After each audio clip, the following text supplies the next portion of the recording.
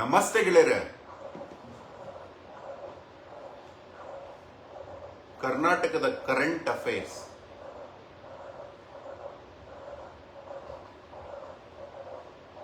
ಬಗ್ಗೆ ಮಾತಾಡೋಣ ಅಂತಾನೆ ಬಂದಿದ್ದು.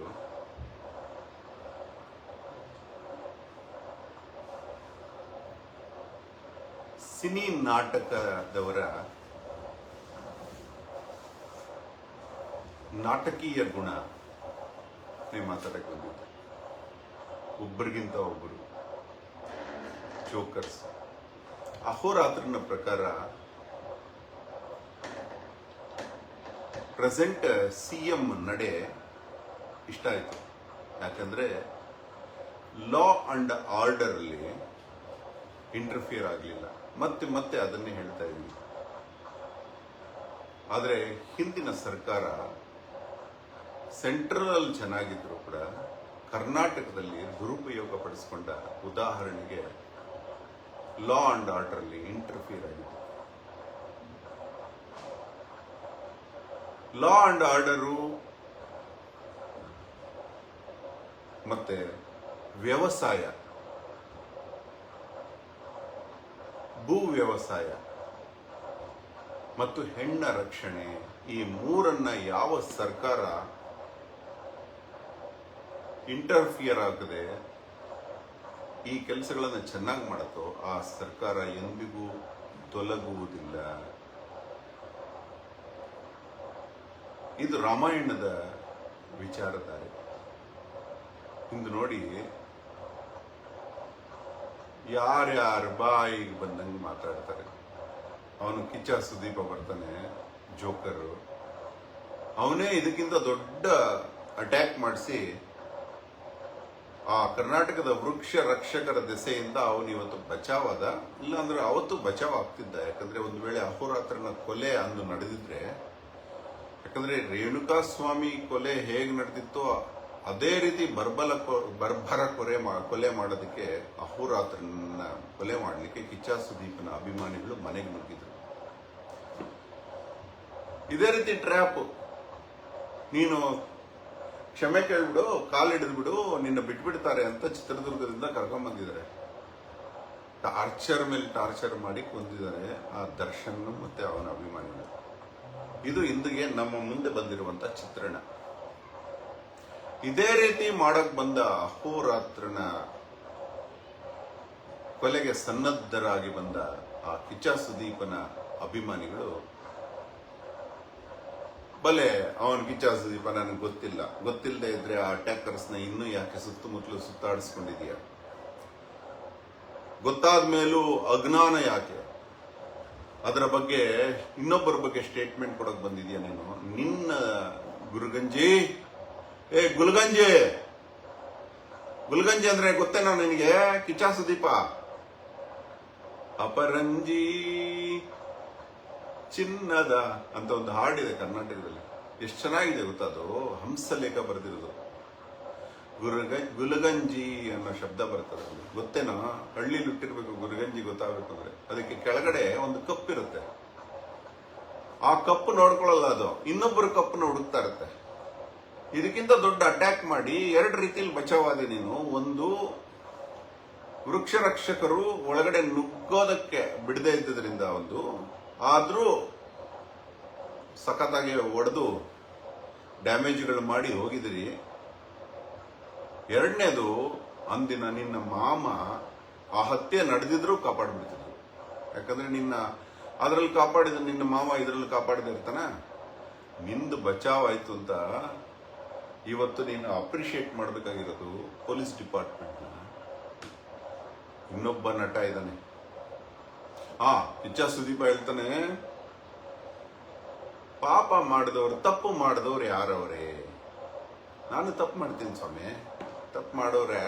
ತಪ್ಪುಗೂ ಅಪರಾಧಕ್ಕೂ ಡಿಫ್ರೆನ್ಸ್ ಇದೆಯೋ? ಲೇ ಕತ್ತೆ, ಅಟ್ಯಾಕ್ ಮಾಡಿಸಿದಂತಹ ಷಂಡ ಕತ್ತೆ, ಹೆಣ್ಣು ಮಕ್ಕಳನ್ನ ವಿಚಿತ್ರವಾಗಿ ತೋರಿಸಿದಂತ ದರ್ಶನ್ ಮಾಡಿರೋ ತಪ್ಪುನು ಮಾಡಿದೀಯ.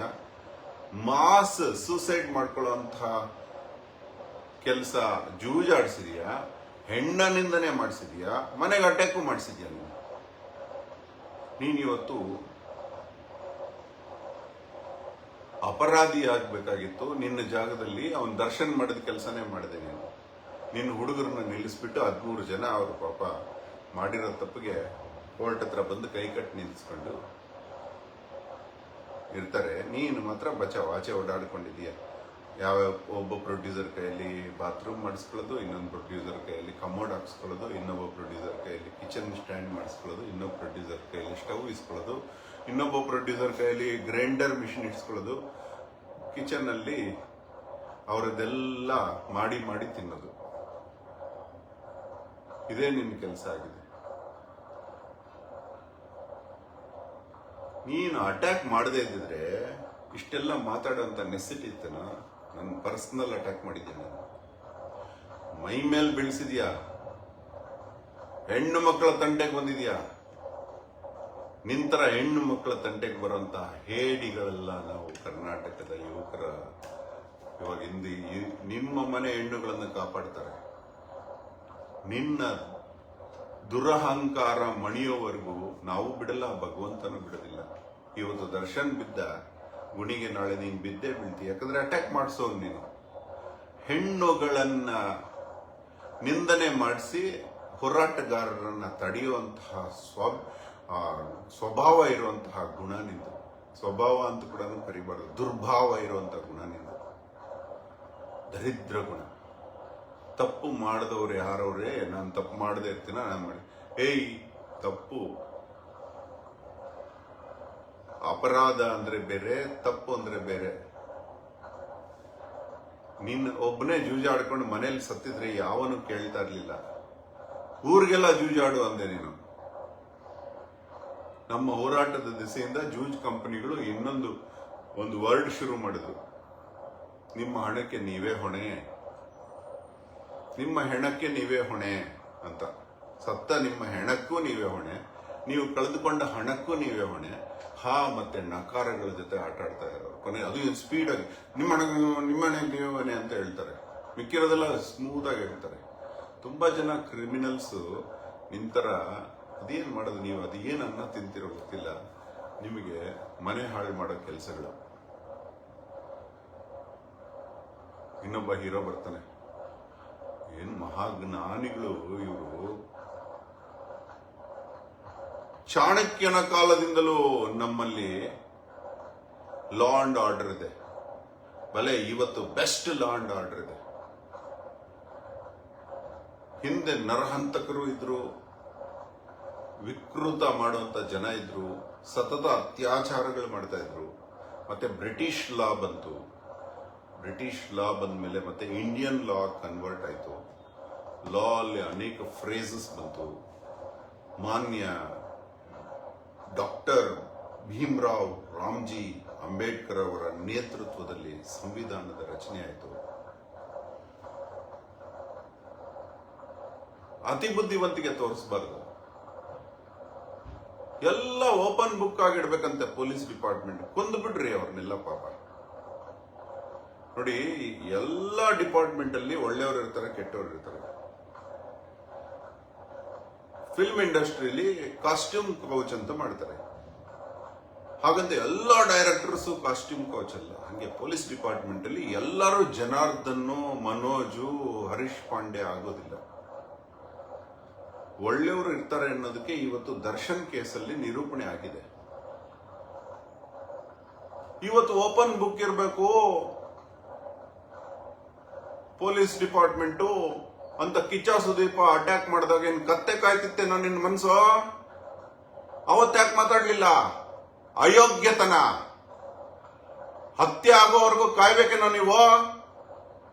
ಏನು ಓಪನ್ ಬುಕ್ ಇರ್ಬೇಕಂತೆ ಪೊಲೀಸ್ ಡಿಪಾರ್ಟ್ಮೆಂಟು ಎಲ್ಲ ಹೇಳ್ಬೇಕಂತೆ. ಇವತ್ತು ನಾವು ದರ್ಶನನ್ನ ಅರೆಸ್ಟ್ ಮಾಡೋದಕ್ಕೆ ಮೈಸೂರಿಗೆ ಹೋಗ್ತಾ ಇದೀವಿ. ಮೈಸೂರಲ್ಲಿ ಜಿಮ್ ಅಲ್ಲಿರುವಂತ ಇನ್ಫಾರ್ಮೇಶನ್ ಸಿಕ್ಕಿದೆ ಅಂದ್ರೆ ಅವನು ದರ್ಶನ್ ಓದ್ಕೊಂಡು ಇವತ್ತು ನನ್ನ ಡಿಪಾರ್ಟ್ಮೆಂಟ್ಗೆ ನನ್ನನ್ನು ಜಿಮ್ ಅಲ್ಲಿ ಅರೆಸ್ಟ್ ಮಾಡಕ್ ಬರ್ತಾ ಇದಾರೆ, ಸನ್ಮಾನ ಮಾಡಬೇಕು, ಪೊಲೀಸ್ ಅವರಿಗೆ ಪೇಟ ತಗೊಂಬಾರೋ, ಇದು ಹಾರ ತಗೊಂಬಾರೋ ಅಂತ ಅವನು ವೇಟ್ ಮಾಡ್ತಾನಂತೆ. ಈ ಅಪ್ಪನ ಪ್ರಕಾರ ರಹಸ್ಯ ಅನ್ನೋದು ಗೀತೆಯಿಂದ ಇದೆ. ಇತಿ ಗುಹ್ಯತಮಂ ಶಾಸ್ತ್ರಂ ಇದ ಮುಕ್ತಂ ಮಯಾನಗ. ಗೀತೆಲೇ ಹೇಳುತ್ತೆ ಪ್ರತಿಯೊಂದು ರಹಸ್ಯ ರಹಸ್ಯವಾಗಿರ್ಬೇಕು, ಗುಪ್ತವಾಗಿರ್ಬೇಕು. ಆಕ್ಚುಲಿ ಕ್ರಿಮಿನಲ್ಸ್ ಹಿಡಿಯೋದಕ್ಕೆ ರಹಸ್ಯ ಗೂಢಚಾರಿ ಅಂತ ಬಂತು, ರಹಸ್ಯ ಕಾರ್ಯಾಚರಣೆ ಅಂತಾರೆ. ಇವಂತರ ಎಲ್ಲ ಓಪನ್ ಬುಕ್ ಅಲ್ಲಿ ನಾವು ಪಾಕಿಸ್ತಾನಲ್ಲಿ ಯುದ್ಧ ನಡೀತಾ ಇದೆ, ಇಂತಹ ಬೆಟಾಲಿಯನ್ ಪಾಕಿಸ್ತಾನ ಸೈನ್ಯ ಇಲ್ಲಿದೆ, ಇಲ್ಲಿ ನಾವು ಇವತ್ತು ಬಾಂಬ್ ಹಾಕ್ತಿವಿ ಅಂತ ಹೇಳ್ಬೇಕಂತೆ. ಹಾಕಿರೋದನ್ನ ಲೈವ್ ಆಗಿ ತೋರಿಸ್ಬೇಕಂತೆ. ಯಾರ್ರೀ ನಿಮ್ಗೆಲ್ಲ ಬುದ್ಧಿ ಕಲಿಸಿದ್ದು? ಒಂದೆರಡು ಪಿಕ್ಚರ್ ಹಿಟ್ ಆದ ತಕ್ಷಣ ಹಿಟ್ ಆದ ತಕ್ಷಣ ತಲೆ ಮೇಲೆ ಕೂತ್ಕೊಂಡ್ಬಿಡುತ್ತಾ ಬುದ್ಧಿ? ಇಷ್ಟ ಬಂದಂಗೆ ಮಾತಾಡಕ್ ಶುರು ಮಾಡ್ತೀರಾ? ಎಲ್ಲೋಗಿತ್ತ ನಿನಗೆ? ಆ ನಿನ್ನ ಫ್ರೆಂಡ್ಸು ಅಟ್ಯಾಕ್ ಮಾಡಿದ್ರಲ್ಲ ಮನೆ ಮೇಲೆ, ಅವ್ರ ಹತ್ರ ಸಾಯ್ಬೇಕು, ಸಾಯೋವರೆಗೂ ಕಾದು ಸ್ಟೇಟ್ಮೆಂಟ್ಗಳು ಕೊಡ್ಬೇಕಾಯ್ತಾ? ಎಲ್ಲೋಗಿತ್ತೋ? ಪೊಲೀಸ್ ಡಿಪಾರ್ಟ್ಮೆಂಟ್ಗೆ ಬುದ್ಧಿ ಕಲಿಸ್ತೀರಾ? ಅನುಭವ ಏನ್ ಗೊತ್ತಾ ಪೊಲೀಸ್ ಡಿಪಾರ್ಟ್ಮೆಂಟ್ಗೆ?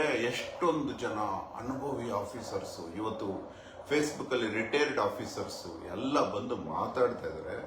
ಅವರೆಲ್ಲ ಕೊಡದೇ ಇರುವಂತ ಅಭಿಪ್ರಾಯ ಕೊಡದ? ಏನು ರಹಸ್ಯ ಇಡಬಾರ್ದು, ಎಲ್ಲ CCTVಗಳಲ್ಲಿ ಓಪನ್ ಆಗಿ ತೋರಿಸ್ಬೇಕು, ಹೆಂಗೆ ಇಂಟ್ರಾಗೇಷನ್ ಮಾಡ್ತಾರೆ, ಹೆಂಗೆ ದರ್ಶನ ಕೇಳ್ತಾರೆ, ಅಲರ್ಟ್ ಆಗ್ತಾರೆ. ಆ 13, 17, 18, 19 ಕ್ರಿಮಿನಲ್ಸ್ ಅನ್ನ ಬೇರೆ ಬೇರೆ ರೂಮ್ ಅಲ್ಲಿ ತಗೊಂಡು ಒಬ್ಬೊಬ್ಬರನ್ನ ಇಂಟ್ರೋಗ್ರೇಟ್ ಮಾಡಿ ಅವರ ಒಬ್ಬರ ವಿಚಾರ ಇನ್ನೊಬ್ಬರಿಗೆ ಗೊತ್ತಾಗ್ದಂಗೆ ಸ್ಟೇಟ್ಮೆಂಟ್ ವೇರಿಯೇಷನ್ ಏನಾಗುತ್ತೆ, ಯಾರ ವಿಚಾರ ಸರಿ ಇದೆ, ಇದೆಲ್ಲ ರಹಸ್ಯವಾಗಿ ಮಾಡ್ಬೇಕಾಗತ್ತೆ. ಎಲ್ಲ ಓಪನ್ ಆಗಿ ಮಾಡ್ಬೇಕಾ? ನಿನ್ನ ಅನುಮಾನ ಏನು ಅಂದ್ರೆ ಪೊಲೀಸ್ ಅವರು ಎಲ್ಲಿ ಬ್ರೈಕ್ ತಗೊಂಡ್ಬಿಡ್ತಾರೋ ಬಿಟ್ಬಿಡ್ತಾರೋ ಅಂತ. ಹಾಗೆ ನೀನು ಓಪನ್ ಬುಕ್ ಆಗಿಟ್ರು ಮೋಸ ಮಾಡೋರು ಮಾಡೇ ಮಾಡ್ತಾರೆ. ಮಾಡಿದ್ರಲ್ಲ ಚೆನ್ನಮ್ಮನಕೆರೆ ಅಚ್ಚುಕಟ್ಟು ಸ್ಟೇಷನ್ ಅಲ್ಲಿ ಜನಾರ್ದನ್ ಟೀಮು, ಹರೀಶ್ ಪಾಂಡೆ ಮತ್ತೆ ಮನೋಜ್ ನಮ್ ಕೇಸನ್ನು ಮುಚ್ಚಾಕ್ಬಿಟ್ರಲ್ಲ. ಮಾಮನ್ನ ದೆಸೆಯಿಂದ ಯಡಿಯೂರಪ್ಪ CM ಆಗಿದ್ದಾಗ ಅದೇ ಈ CM ಇಂಟರ್ಫಿಯರ್ ಆಗ್ಲಿಲ್ಲ. ನೋಡಿ ಕರಪ್ಷನ್ ಆಯ್ತಾ? ಇಲ್ಲ. ಒಂದ್ಸಲ ಮೇಲಿಂದ ಆಜ್ಞೆ ಬಂದ್ರೆ ಕರಪ್ಷನ್ ತಗೊಳ್ಳೋದಿಲ್ಲ ಯಾರು. ಬುದ್ಧಿ ಇದ್ದು ನೆಟ್ಟಿಗಿದ್ದು ಮಾತಾಡಕ್ ಶುರು ಮಾಡಿ. ಸ್ಟ್ಯಾಂಡರ್ಡೈಸೇಷನ್ ಇರಬೇಕು. ಶತ್ರುಗೂ ತೊಂದರೆ ಆದ್ರೆ ತೊಂದರೆ ಆಗ್ತಿದೆ ಅಂತ ಹೇಳಬೇಕು. ಆಕ್ಚುಲಿ ನಾವು ಸ್ತ್ರೀ ರಕ್ಷಕರು. ಮರಣಿಸಿದ ಆ ಹುಡುಗ ರೇಣುಕಾ ಸ್ವಾಮಿ ಹೆಣ್ಣ ನಿಂದನೆ ಮಾಡಿದಾನೆ ಅಂತ ಹೇಳಿದಾಗ ನಾವು ಆ ಹುಡುಗನನ್ನ ದ್ವೇಷಿಸಬೇಕು. ದ್ವೇಷಿಸ್ತಾ ಇಲ್ಲ. ಮರಣದ ನಂತರ ಎಲ್ಲರೂ ದೇವರಿಗೆ ಸಮಾನನೇ. ಮತ್ತಿನ್ನೊಂದು ವಿಚಾರ, ಆತನನ್ನ ಕಾನೂನಿಗೆ ಒಪ್ಪಿಸಬೇಕಾಗಿತ್ತು. ನಿನಗೆ ಹೆಣ್ಣ ನಿಂದನೆ ಮಾಡಿದನ, ಕಾನೂನಿಗೆ ಒಪ್ಪಿಸಬೇಕಾಗಿತ್ತು. ಇನ್ನೊಂದು, ನಾನೇ ಹೆಣ್ಣ ನಿಂದನೆ ಮಾಡಿದ್ದೀನಿ ಅಮ್ಮಿ, ಅವನ್ ಮಾಡಿರೋದನ್ನ ಇಗ್ನೋರ್ ಮಾಡಿ ಬ್ಲಾಕ್ ಮಾಡಿ ಬಿಸಾಕು. ನನ್ನ ಕಡೆ ಹುಡುಗರು ಗಿಂತಾನ ಅವನ ಹೆಣ್ಣ ನಿಂದನೆ ಮಾಡೋದು. ನನ್ನ ಅಭಿಮಾನಿಗಳು ಮಾಡ್ತಾರೆ, ಅವನ ಅಪ್ಪನ ತರ ಮಾಡ್ತಾರೆ, ಅವ್ರ ತಾತನ ತರ ಮಾಡ್ತಾರೆ. ಅಂದ್ರೆ ಇಲ್ಲಿ ಪರ್ಸನಲ್ ರಿಲೇಷನ್ ತಗೊಬಿಡ್ತಾ ಅವರಪ್ಪ ಅಂದ್ರೆ ಅದಕ್ಕೆ ಮೀರಿದ್ ಮಾಡ್ತಾರೆ. ಯಾಕಂದ್ರೆ ಅಹೋರಾತ್ರನ ಹತ್ರ 6,000ಕ್ಕೂ ಹೆಚ್ಚು ದಾಖಲೆಗಳಿದೆ ದರ್ಶನ್ ಅಭಿಮಾನಿಗಳು ಮಾಡಿರೋ ಹೆಣ್ಣಿನಿಂದನೆ. ಅದಕ್ಕಿಂತ ದುಪ್ಪಟ್ಟು ಹೆಣ್ಣು ಕೇಳಿದ್ರೆ ಸೂಸೈಡ್ ಮಾಡ್ಕೊಳ್ಳುತ್ತೆ. ಅಷ್ಟೊಂದು ಕ್ರೌರ್ಯ ಹೆಣ್ಣಿನಿಂದನೆ ಮಾಡಿರೋ ಕಿಚ್ಚ ಸುದೀಪನ ಅಭಿಮಾನಿಗಳಿದ್ದಾರೆ. ಇವ್ರಿಗೆ ಸೈಬರ್ ಕ್ರೈಮ್ ಅಂತ ಒಂದು ಡಿಪಾರ್ಟ್ಮೆಂಟ್ ಇದೆ. ಇನ್ನು ತನಗಿರೋ ಒಂದು ಪವರ್ ಅಲ್ಲಿ ಸೈಬರ್ ಕ್ರೈಮ್ ಚೆನ್ನಾಗಿ ಕೆಲಸ ಮಾಡ್ತಿಲ್ಲ ಅಂತ ಇವತ್ತು ಯಾವ ಪಾಲಿಟಿಷಿಯನ್ಸ್ನೆಲ್ಲ ಕಾಲಿಡ್ಕೊಂಡು ಹೆಲ್ಪ್ ಮಾಡು ಅಂತ ಕೇಳಿ ಅವರೆಲ್ಲ CM ಆಜ್ಞೆ ಆಗಿದೆ, ನಾವೇನು ಮಾಡೋಕ್ಕಾಗಲ್ಲ ಅಂತ ಕೂತಿದಾರಲ್ಲ, ಅವ್ರಿಗೆ ಹೇಳ್ಬಿಟ್ಟು ಈ ಸೈಬರ್ ಕ್ರೈಮ್ ಡಿಪಾರ್ಟ್ಮೆಂಟ್ನ ಅಲರ್ಟ್ ಮಾಡಿ, ಆಕ್ಟಿವೇಟ್ ಮಾಡಿ, ತುಂಬಾ ಸ್ಟ್ರಾಂಗ್ ಮಾಡಿ ಅಂತ ಹೇಳಬೇಕಾಗಿತ್ತು. ಇವತ್ತು ಬಂದಿದೆ ನನಗೆ ಸುಮಾರು 9 ರಿಂದ 10 ಕಾಲು. ಬಾಯ್ ಬಿಟ್ರೆ ಹೆಣ್ಣನಿಂದನೆ. ಪೊಲೀಸ್ ಡಿಪಾರ್ಟ್ಮೆಂಟ್ ಅವಾಗ ಆ ಹಿಂದೆ ಅಟ್ಯಾಕ್ ಆದಾಗ ಹೇಳಿದ್ರೆ, ನೀವು ಅವನು ಜನಾರ್ದನ್ ನೀವು ಅವ್ರದ್ದು ಯಾಕೆ ಇಟ್ಕೊಂಡಿದ್ರಿ, ಎತ್ತಲೇಬೇಡಿ ಫೋನು. ಕತ್ತೆ ಕಾಯಕ ಬದುಕೋದ್ ಮನುಷ್ಯ ಫೋನ್ ಎತ್ತದೇ ಇದ್ರೆ ಕತ್ತೆಕಾಯಿ ಯಾರಿಗೆ ಗೊತ್ತಾಗತ್ತೆ ಆ ಫೋನು ಈ ಕ್ರಿಮಿನಲ್ಸ್ ಯಾರ್ದು ಅಂತ. ಸೆಕೆಂಡ್ ಪಾಯಿಂಟ್ ಹೇಳೋದು ಬ್ಲಾಕ್ ಮಾಡಿ ಅಂತ. ಅವ್ರು ಹಿಡಿಯೋದಂತೆ ಚಾಯ್ ಹೇಳ, ಕಾಫಿ ತರ್ಸೋ, ಏನಮ್ಮ ನಿಮ್ಮ ಮನೇಲಿ ಮದುವೆ ಹೆಂಗಾಯ್ತು, ರಿಸೆಪ್ಷನ್ ಹೆಂಗಾಯ್ತು ಅಂತಾರೆ ವಿನ ನಾವು ಹಿಂಗೆ ಹೆಣ್ಣು ನಿಂದನೆ ಮಾಡಿದ್ದಾರೆ, ಸೈಬರ್ ಕ್ರೈಮ್ ಮಾಡಬೇಕು ಅಂದ್ರೆ ಅದಕ್ಕೆ ಯಾಕೆ ನೀವು ಅವ್ರನ್ನೆಲ್ಲ ಇಟ್ಕೋತೀರಿ, ಡಿಲೀಟ್ ಮಾಡಿ, ನೀವು ಯಾಕೆ ಎಂಟರ್ಟೈನ್ ಮಾಡ್ತೀರಿ ಅನ್ನೋ ಬೇಜವಾಬ್ದಾರಿ ಇತ್ತು. ಇವತ್ತು ಅದು ಕಾಣ್ತಾ ಇಲ್ಲ. ಖುಷಿ ಆಗ್ತಾ ಇದೆ ನನಗೆ. ದರ್ಶನ್ ಕೇಸ್ ಹ್ಯಾಂಡಲ್ ಮಾಡಿರೋದ್ರಲ್ಲಿ ಶ್ಲಾಘನೀಯವಾಗಿದೆ ಪೊಲೀಸ್ ಡಿಪಾರ್ಟ್ಮೆಂಟ್, ಆರಕ್ಷಕ ಠಾಣೆ ಮತ್ತೆ ಸಿಎಂಗೆ, DCMಗೆ, ಹೋಮ್ ಮಿನಿಸ್ಟರ್ಗೆ ಗೌರವ ಪ್ರಣಾಮಗಳು ಅಹೋರಾತ್ರದ್ದು. ಎಲ್ಲರೂ ಕಿಚ್ಚ ಸುದೀಪನ ಮಾಮ ಆಗಿರೋದಿಲ್ಲ. ಪೊಲೀಸ್ ಡಿಪಾರ್ಟ್ಮೆಂಟ್ನ ಹಿಡಿತದಲ್ಲಿ ಇಟ್ಕೊಂಡು ಅವನ್ನೇ ಒಳಗೆ ಹಾಕಿ, ಅಟ್ಯಾಕ್ ಆದವ್ರನ್ನೇ ರೌಡಿ ಶೀಟರ್ ಹಾಕಿ, ಇವ್ರನ್ನೆಲ್ಲ ಕಾಫಿ ಕೊಟ್ಟು ಕಳಿಸ್ರೋ, ಅವ್ರ ಮೊಬೈಲ್ ಏನು ಸೀಸ್ ಮಾಡಬೇಡಿ, ಅದರಲ್ಲಿ ಕಿಚ್ಚ ಸುದೀಪನ ಆವಾಜ್ ಇದೆ, ಅವರ ಕುಡಿತದ ಟೆಸ್ಟ್ ಏನು ಮಾಡಿಸ್ಬೇಡ್ರಪ್ಪ, ಕಳಿಸ್ಬಿಡಿ ಅವ್ರನ್ನ ಅಂತೇಳಿ ಜಾಕ್ಮಂಜ ಸಮೇತ ಎಲ್ಲರಿಗೂ ಕಾಫಿ ತರಿಸ್ಕೊಟ್ಟು ಸೆಲ್ಫಿಗಳು ತಗೊಂಡು ನಮಗೆ ಕಿಚ್ಚ ಸುದೀಪನ್ ಮೀಟ್ ಮಾಡಬೇಕು ಅಂತ ಹೇಳಿದ್ರೆ, ಬನ್ನಿ ಸರ್ ಇವತ್ತು ರಾತ್ರಿ ಊಟಕ್ಕೆ ಅಂತ ಹೇಳಿ ಕಮಿಷನರು ಊಟಕ್ಕೆ ಹೋಗಿ ಊಟದ ಫೋಟೋ ಜೊತೆಲಿ ಎಲ್ಲ ಮಾಡಿಕೊಂಡು ಅಹೋರಾತ್ರನ ಕಡೆಯವ್ರಿಗೆಲ್ಲ ನೋಟಿಸ್ ಕೊಟ್ಟು ಕರೆದು ರೌಡಿ ಶೀಟರ್ ಹಾಕಬೇಕು ಅಂತ ಹೆದರಿಸಿ, ಕಾಮನ್ ಮ್ಯಾನ್ ಗತಿ ಏನ್ರು, ಪ್ರಜೆಗಳಿಂದ ಪ್ರಜೆಗಳಿಗೋಸ್ಕರ, ಪ್ರಜೆಗಳೇ ನಡೆಸೋ ಸರ್ಕಾರಕ್ಕೆ ಪ್ರಜಾಪ್ರಭುತ್ವ ಅಂತ ಹೇಳಿ ಕರೀತಾರೆ. ಪ್ರಜೆಗಳನ್ನು ತುಳಿದು, ಪ್ರಜೆಗಳನ್ನು ಬೈದು, ಪ್ರಜೆಗಳನ್ನು ಬಳಸ್ಕೊಂಡು, ಪ್ರಜೆಗಳ ಹಣ ಕಿತ್ಕೊಂಡು ನಡೆಸೋದು ಪ್ರಜಾಪ್ರಭುತ್ವ ಅಲ್ಲ. ಪ್ರಜೆಗಳ ಮೇಲೆ ಕೇಸ್ ಹಾಕಿಸಿ ಪ್ರಜೆಗಳೇ ಜಗಳ ಆಡೋಂಗ್ ಮಾಡಿ, ಪಾರ್ಟಿ ಗೌರವ ಕೊಟ್ಟಂತಹ ಸೆಂಟ್ರಲ್ ಗೌರ್ಮೆಂಟ್ ಕಾಲಲ್ಲೊದ್ದು ಸಿಎಂ ಗಿರಿ ಕೊಡದಿದ್ರೆ ನಾನು ಬೇರೆ ಪಕ್ಷ ಮಾಡ್ತೀನಿ ಅಂತ ಬ್ಲ್ಯಾಕ್ ಮೇಲ್ಗಳು ಮಾಡಿಕೊಂಡು, ಜಾತಿವಾದಗಳಿಟ್ಕೊಂಡು